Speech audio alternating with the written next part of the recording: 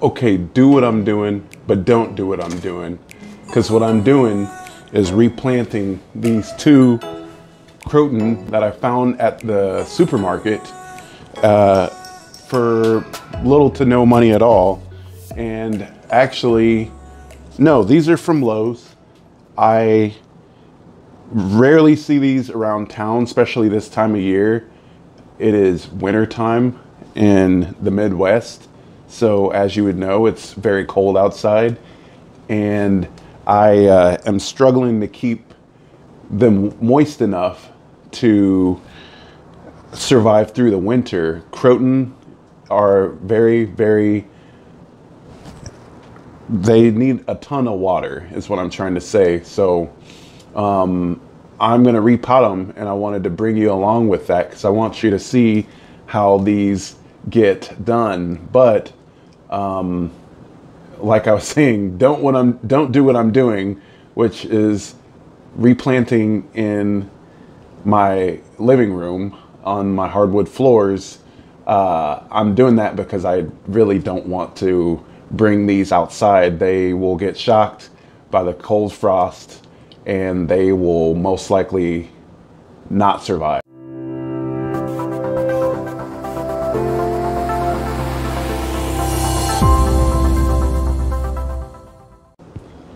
Also, don't do what I'm doing, which is wearing your nice clothes while you're repotting. But I didn't want to go through all that. I just wanted to get this video for your viewing pleasure so you can see how I'm going to break this up, because there are two individual plants in each one of these pots, and so I wanted to show you how that was orchestrated. So what I have here is a pot that all my potting soil is going to fall into. I got some really good Espoma organic potting mix, probably some refuge from some of the last plants that I had repotted. And so I'm just going to get right to it and hang on to the end. You'll see what this turns out like. If you like what you see, definitely feel free to give it a like and hit that subscribe button at the bottom. I'm just going to start by loosening up the soil of this Croton. So this is the gold dust Croton, also known as I call it the sloppy painter. I've seen it referred to as the sloppy painter Croton in other infos. I like that description because if you look real close, it looks like a Jackson Pollock, like somebody just took a paintbrush and just went to town on the leaves on this thing. So it looks like they're spattered by a neon gold paint. And this one is definitely one you got to keep an eye on, because Crotons, they're kind of really needy plants. They need a lot of light, a lot of water. During the summer, they can be heavy feeders. So right here, I'm gonna break up the roots just a little bit, not really be tough on them, just kind of gently to massage them. Hope you can see that. And once again, like I was saying, there's two in here, and so they're just gonna come apart with very little problem or struggle at all.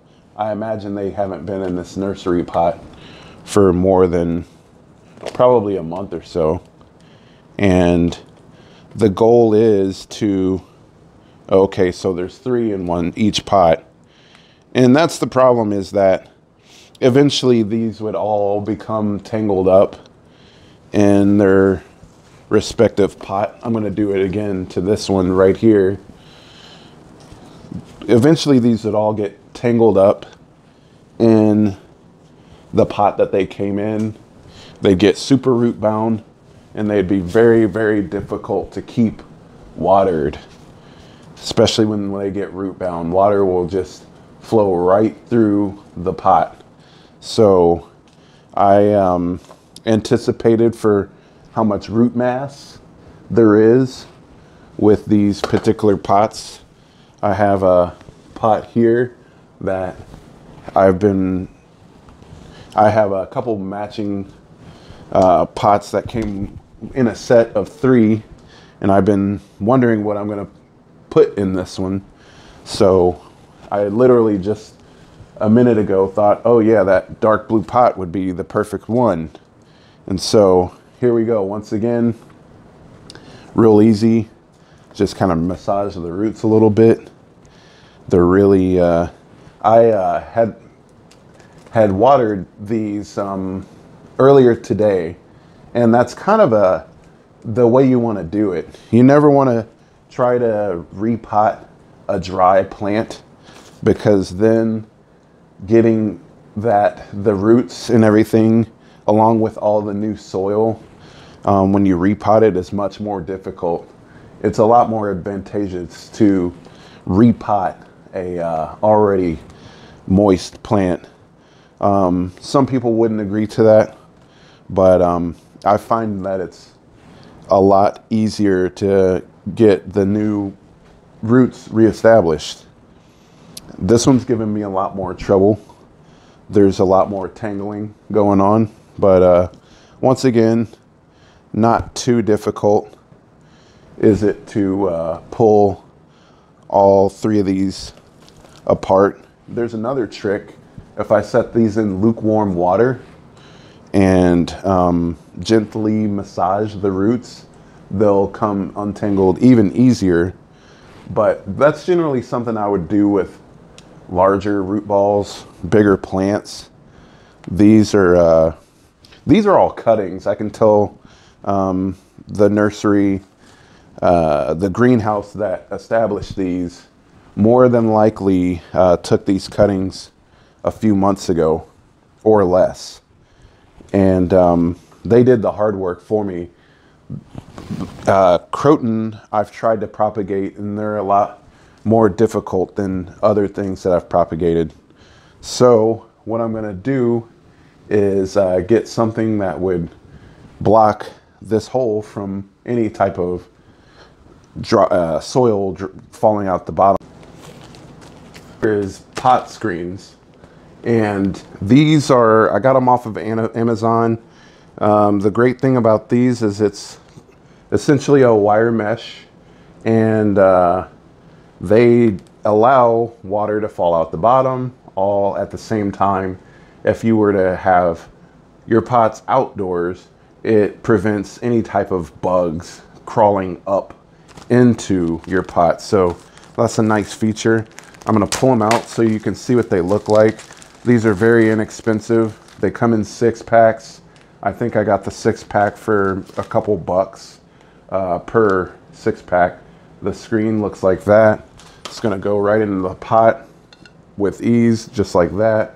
And once again, you know, you want there to be a drainage hole in the bottom of your pot so that your plants don't drown.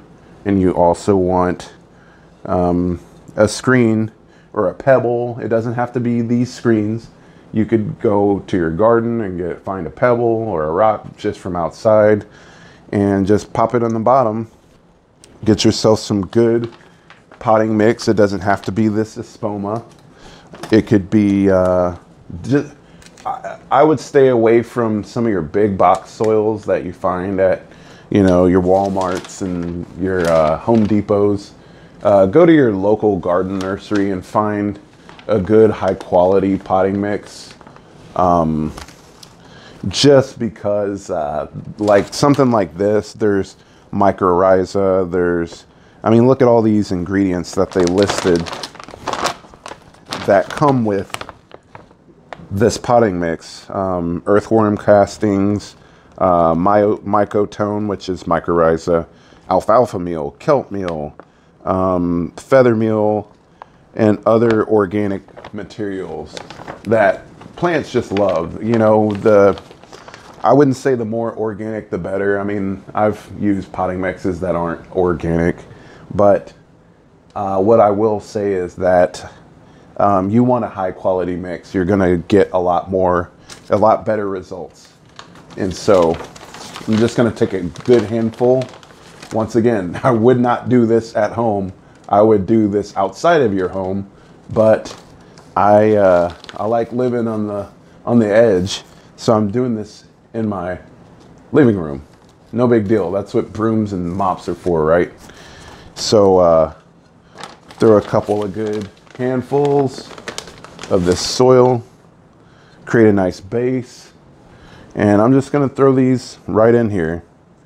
I'm gonna kind of pack the house. I'm gonna make it kind of a party in here, because I don't want them to be in too big of a pot, because I really think that they could get, they can kind of drown. I know that Croton like a lot of water, and but I do think on the other side of the coin, there is a way to put it in too large of a pot and they stay wet for too long. They do want to dry out slightly in between. And once again, we are in winter here, so it benefits the roots in the winter to dry out more than it would any other time of year. And so what I like to do is to just kind of reconfigure it. Sometimes I'll put the larger stems in the middle and put the smaller cuttings towards the outside. This is kind of where you can have fun with the arrangement and just get it to how you like it. There's no particular way to do this. You don't have to do this in a hurry. What I will say is that you definitely do want to do this all in one sitting. Don't start this and then run off and go run errands or finish it at a later date. You do want to get this, finished before the roots dry out, or your plants are not going to make it. But see, this one over here has got kind of a smaller root ball than the one in the center, and it just kind of, I feel like, would do better over here. And this isn't permanent, this is just to get things going. Once again, like those little nursery pots that they were drying out like every other day, and I'm way too busy to just be like helicopter parenting this one plant. And so it saves me time by putting it in, once again, a slightly larger pot, but not a much larger pot. And so so the way I got it right here, I like that aesthetic. I like that look. It looks good from all sides, and they will definitely, I think, love this pot. I got it from, once again, one of my local garden nurseries, and you pay a little bit extra and you get what you pay for. I hope I have enough potting mix in this bag. If not, I have another bag of potting soil nearby. That's another good tip, is to never start a project that you can't finish. Anytime I'm repotting a plant, I make sure that it's enough for the task at hand. If not, I make sure that I have enough soil to complete it. Because once again, you never want to run into a situation where you gotta, I'm doing this at nighttime, and if I needed more potting mix, like we're in the middle of a pandemic, all the stores close before, around 10 o'clock. So I can't stop what I'm doing and go get more mix. I'd have to wait for tomorrow. And by that time, it's probably too late for these guys to make it in this pot. So we're getting about good. It looks like I probably will have to break open another thing of potting mix, which is no big deal. The potting mix that I also have is not the same as this potting mix. So, some people are like, oh, it's got to be all the same. I think as long as, and here's the reason for that. Different mixes have different pH levels, and plants will kind of get confused when they're given too many stimuli. It's kind of like if you know, if you were accustomed to eating one type of food and then somebody gave you another type of food that you're not accustomed to, like maybe your system, your stomach or whatever might not agree with it. It's kind of the same thing, and plants will respond that way. They'll kind of freak out, you know, but not in this situation. I think that's kind of, if you're dealing with things on a larger scale, I think a little bit of a different type of potting mix wouldn't even hurt it. I mean, I'm slightly inclined to use just the little refuge that's in here, just because I know it's from a some plants that I repotted. I don't think there's anything wrong with this mix. And since this is so close to being full, I think I'm just might do that. I think I'm just going to take a little bit, and that's really it's what came out of those garden pots anyway, so it's not like it's a foreign substance. I'd be careful about using a soil from like a plant that may have had root rot, or soil from a plant that might have had like mealybugs, because then you start to run into problems where the plant will inherit whatever disease that other plant came from. So I got this looking nice. I got this looking good. What I do want you to avoid is covering up too much of the stem. That could lead to root rot.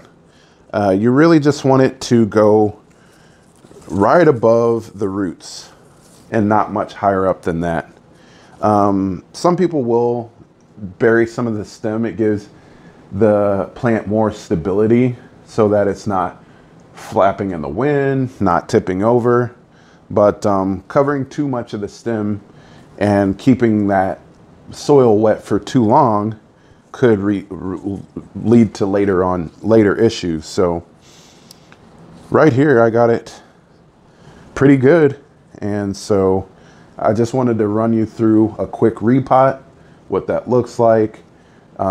Maybe not all plants will have this level of difficulty. Some will be easier. You won't have to break up roots or whatnot, but I did want you to want to show you this in case you ever run into that issue. You'll be able to handle it confidently, and it's one that you can have fun with, dress it up however you like, and kind of rearrange it. And who knows, once this outgrows this pot, I most likely will, you know, separate these again and put it in a larger pot. And you know what?